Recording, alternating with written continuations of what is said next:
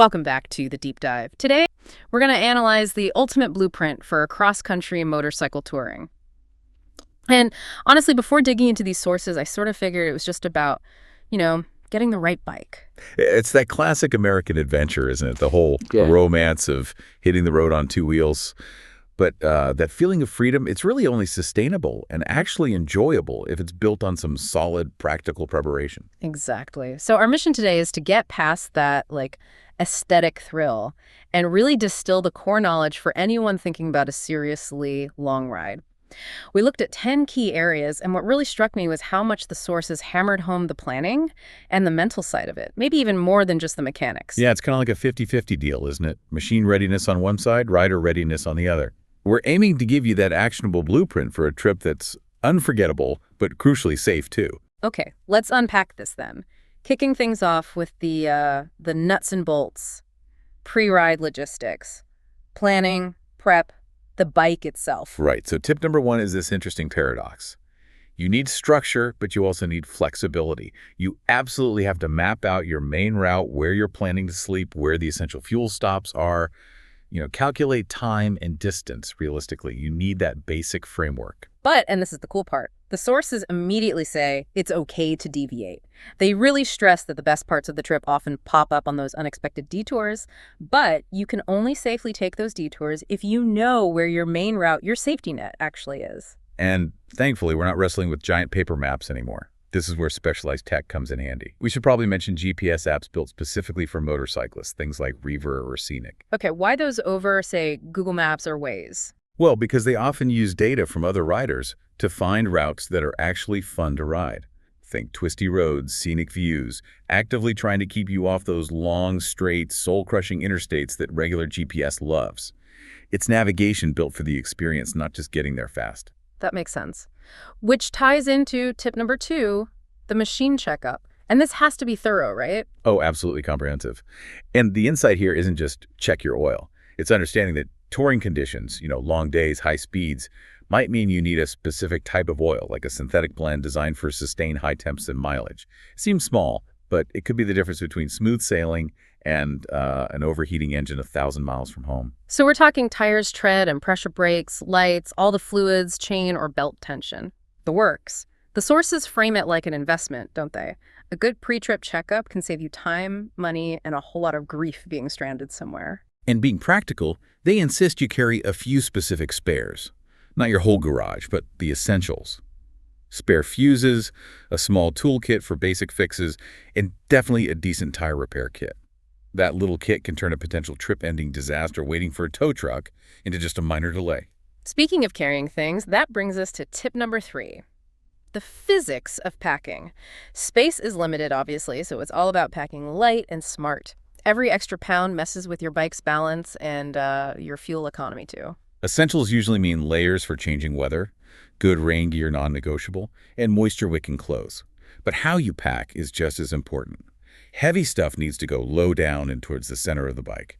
I get packing light, but if I've just got, say, a backpack and maybe some small saddlebags, does that low and center rule really matter that much? Isn't that what the suspension's for? It absolutely matters, especially over hundreds or thousands of miles. Think about leaning into a curve at speed or getting hit by a strong crosswind. If your load is high up or unbalanced, it creates forces that fight against the bike's natural handling and suspension. Packing heavy items low keeps the center of gravity where it should be, makes the bike feel more stable, easier to handle, and prevents those scary wobbles. You want that anchor point solid. Okay, that makes total sense. You definitely want stability when you're leaning over miles from anywhere. Right, let's shift gears now from the logistics to the rider side of things, the rider's survival guide, because the rider is the other half of this equation, isn't it? Exactly. So section 2 starts with tip number 4, gear and being ready for any weather.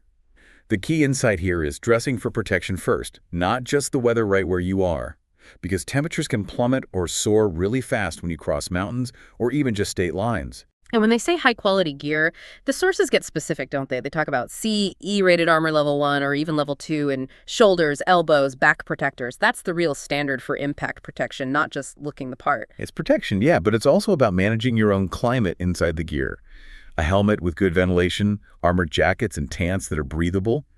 That's critical. You need gear that lets air flow when it's scorching hot, but can also seal up quickly if you hit a sudden downpour or a chilly mountain pass. Adaptability is key. Okay, tip 5 tackles keeping the engine running, meaning the rider's body.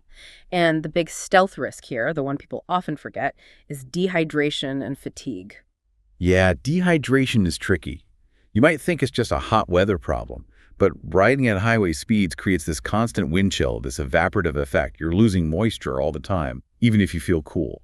That's why the sources really push using a hydration pack or having water easily accessible, taking small sips constantly, not waiting till you feel thirsty at a gas stop. And the food strategy is important too, right? Eating light, energy-dense stuff like energy bars or trail mix. They warn against pulling into a diner and having a massive, heavy lunch. Oh, definitely. That big, heavy meal sends blood rushing to your stomach to digest, and that causes the classic post-lunch slump, that grogginess, that kind of energy crash is the last thing you want when you need sustained focus on the road. Focus is basically your primary safety tool. Which flows right into tip number 6, knowing your limits, both physical and mental, because riding long distances day after day, it takes a toll. And the sources actually give a pretty concrete rule of thumb for managing this. Try to take a break about every 100 miles or roughly every couple hours. Stop, get off the bike, stretch, walk around, reset your focus, maybe give the bike a quick once-over. It might sound frequent, but like one source said, your butt gets numb long before your brain does, and both need a break. Haha, that's a good way to put it. The fundamental point is, don't push through exhaustion just to make good time. When your focus slips, your risk skyrockets. You got to listen to your body, listen to those instincts telling you to pull over. Okay, so the bike's prepped, the rider's sharp and geared up. But then you actually leave your driveway and have to deal with the real world, the stuff you can't fully control. Yeah. That brings us to section 3, handling emergencies, security, and the community out there. Tip 7 is all about preparing for things going wrong. You know, the common stuff, flat tires, getting caught in a sudden storm, unexpected road closures. This is where having that well-stocked emergency kit really pays off. First aid basics, emergency contacts, your roadside assistance info readily available. And here's a really crucial modern point. You must have offline maps downloaded. Think about it. You're crossing vast stretches of desert or high mountain passes. Your cell service is going to disappear. It's not if, it's when. If you haven't prepared your navigation for that, a simple detour or a closed road suddenly becomes a potentially serious situation, trying to figure out where to go with no signal. That's such an easy thing to prep that saves massive potential headaches. Okay, tip 8, security. You've put time, money, effort into this trip and your bike. Stopping overnight, especially in cities or busy areas, requires some basic security thinking. Yeah, the basics start with where you park. Look for well-lit spots, maybe near the hotel entrance or where you can see the bike from your room window. But physical deterrents are smart too. Use a good disc lock, maybe a cable lock through the wheel and frame. Even if it just makes a thief look for an easier target, it's worth it. And the simple rule, take your valuables with you. Don't leave your GPS, your phone mount, even your helmet strapped to the bike overnight. Lock the bike up, grab your tank bag or tail bag and take it inside. Just remove the temptation. Right. And finally, tip 9 looks at the community aspect. Riding solo can feel, well, solitary, but the motorcycle world is actually this incredibly helpful network. Tapping into that can really enhance the trip. And the value isn't just making friends, it's practical information, isn't it? Local riders, online forums, Facebook groups, they often have the latest scoop on road conditions, maybe construction delays, hidden hazards, those amazing scenic detours that aren't marked on any official map. Plus, good recommendations for places to eat or stay. Engaging with that road family can make a solo journey feel much more supported. Which brings us neatly to our final section, the mindset. Yeah, tip 10 kind of pulls it all together. Embrace the ride. After all the planning, the packing, the checking, remember why you're doing it. That feeling of freedom, challenging yourself, seeing the country in a way you just can't in a car. Mile by mile. And maybe the biggest takeaway here is about pacing. The sources really stress slowing down.